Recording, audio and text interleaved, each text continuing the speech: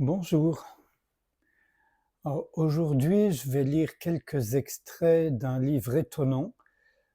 C'est un peu difficile d'ailleurs de lire des extraits parce qu'ils mériteraient d'être lus intégralement. Heu, c'est pas comme certains livres où je peux aisément trouver des passages qui parlent.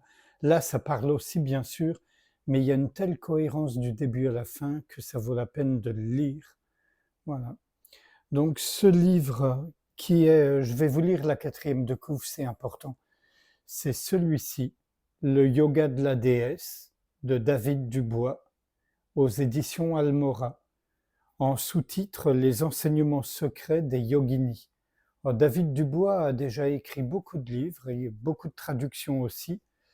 Et juste pour l'anecdote, quand j'étais hospitalisé assez longtemps, il y a une quinzaine d'années, venait de paraître son livre sur Abhinavagupta, du shivaïsme du Cachemire, comme on l'appelle désormais, et c'était magnifique, vraiment magnifique pour moi. Voilà. Et ça suscitait beaucoup d'échanges avec le personnel soignant, très intrigué. Ouais. Donc voilà la quatrième de couve. À travers les 105 paroles secrètes des yoginis, ces sorcières gardiennes de l'éveil révélées au yogi Nishkriyananda, pardon, se dessine une voie initiatique puissante et transgressive axée sur l'union du corps et du divin. Les yoginis occupent une place centrale dans cet ouvrage. Représentation féminine des énergies divines, les yoginis apparaissent à la fois comme des figures redoutables et des guides vers l'illumination. Enracinées dans le corps et l'esprit humain, elles sont décrites comme les forces vitales qui transcendent les oppositions entre pur et impur, masculin et féminin. Leur adoration, selon la tradition tantrique, conduit à une reconnexion avec la conscience universelle dans une expérience directe du divin. Ancré dans une tradition ancienne mais profondément actuelle, le yoga de la déesse offre une plongée rare dans un tantra vivant, libre de dogmes, où l'éveil ne se conquiert pas, il se révèle. Cette traduction est une première mondiale, cela en fait un ouvrage incontournable pour quiconque s'intéresse au tantra, au yoga, à la spiritualité indienne ou au féminin sacré. Je vous le remontre. Le yoga de la déesse. David Dubois, édition Almora.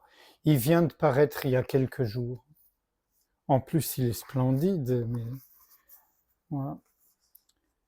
Donc, quelques extraits avec les réserves que j'ai émises au préalable.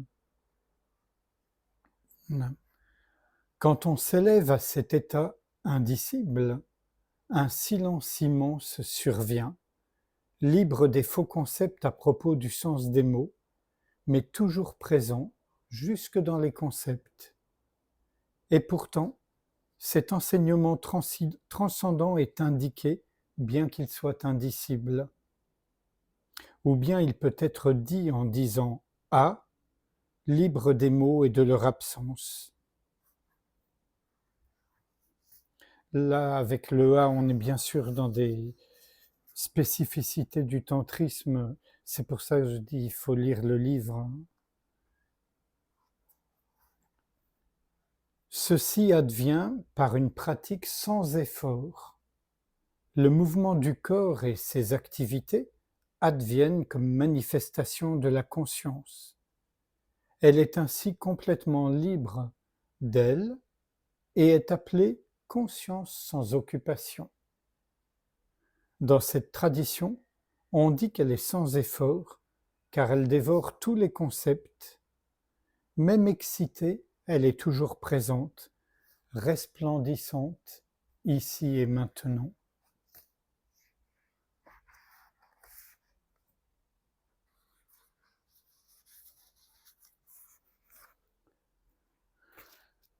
La révélation complète du suprême enseignement secret, l'éveil final et complet, est complètement libérée des ruminations nourries par les nombreuses philosophies.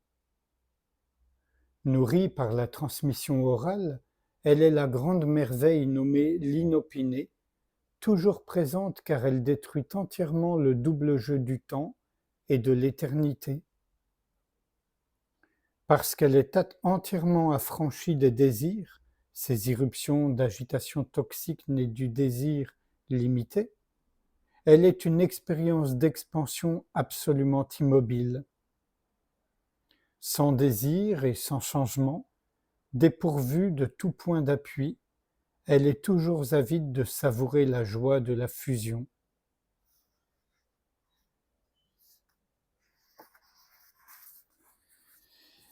Et ultime extrait, la conscience ne considère pas ce qui est décent ou non, car elle se manifeste dans son absolue liberté, traçant de merveilleuses images toujours nouvelles, et les dévorant toutes. Oui, elle n'examine pas ce qui est approprié ou non, elle est frivole, elle demeure sans limite et vit dans un état non mental intense. Quand elle aperçoit le suprême Shiva, celui-ci dompte son agitation. Cette conscience excitée et folle devient alors immobile pour l'adepte sincère.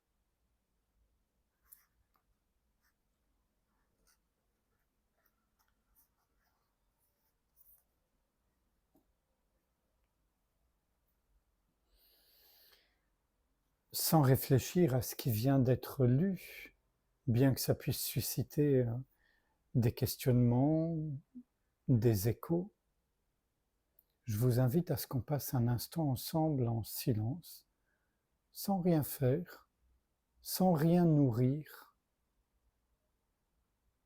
juste être ouverture.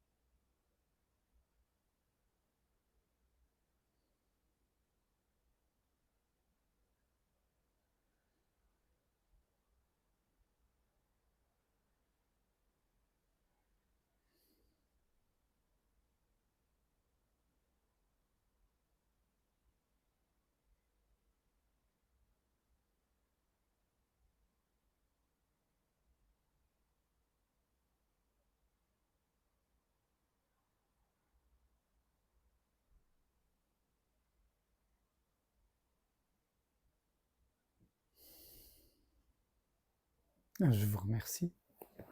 À bientôt.